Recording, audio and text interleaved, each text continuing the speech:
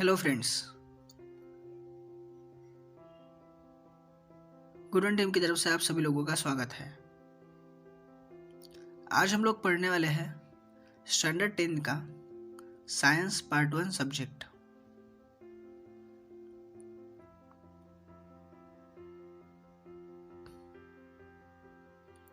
Lesson number 1, gravitation.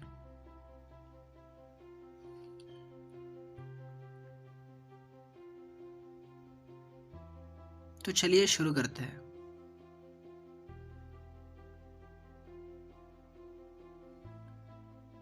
Page number 1। Video को देखते समय अगर आप अपने पास किताब रखें तो आप और भी बेहतर समझ पाएंगे। The phenomenon of gravitation was discovered by sir Isaac Newton.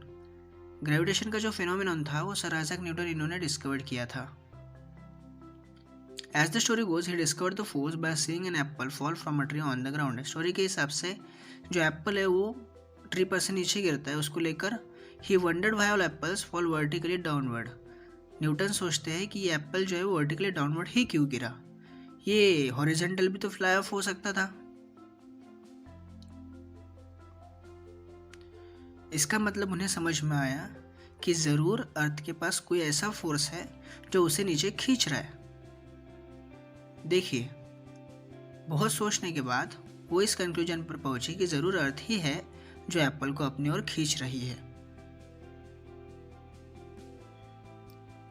उन्हें ये बात तो समझ में आ गई थी कि एक अट्रैक्टिव फोर्स है जिसका direction centre of the earth की ओर है, इसीलिए एप्पल नीचे ही गिरा और वो भी वर्टिकली डाउनवर्ड। इसका मतलब ज़रूर अर्थ के सेंटर में ही लॉजिक है।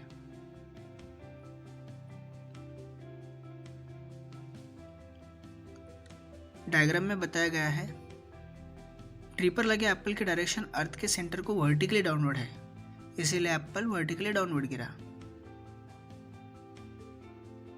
इसका मतलब उन्होंने ये पता लगा लिया कि कोई फोर्स है, जो फोर्स क्या कर रहा है, एप्पल को नीचे की ओर खींच रहा है, सेंटर की ओर खींच रहा है। जो फोर्स एप्पल पर लग रहा है उसकी डायरेक्शन एप्पल की पोजीशन से सेंटर ऑफ अर्थ को परपेंडिकुलर है। अर्थ का जो सेंटर था उससे परपेंडिकुलर आ रही थी उसकी डायरेक्शन। अब सवाल ये उठ रहा था, जिस तरह एप्पल पर जो फोर्स लग रहा है उसी तरह क्या अर्थ का फोर्स उन ऑब्जेक्ट्स पर भी लगता है जो बहुत ज़्यादा दूर है, जैसे कि मून।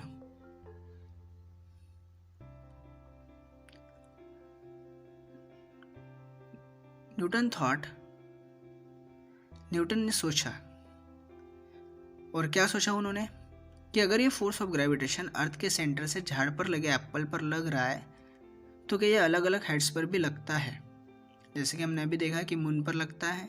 हाँ, ये मून पर लगता है, ये तो हम सबको पता है।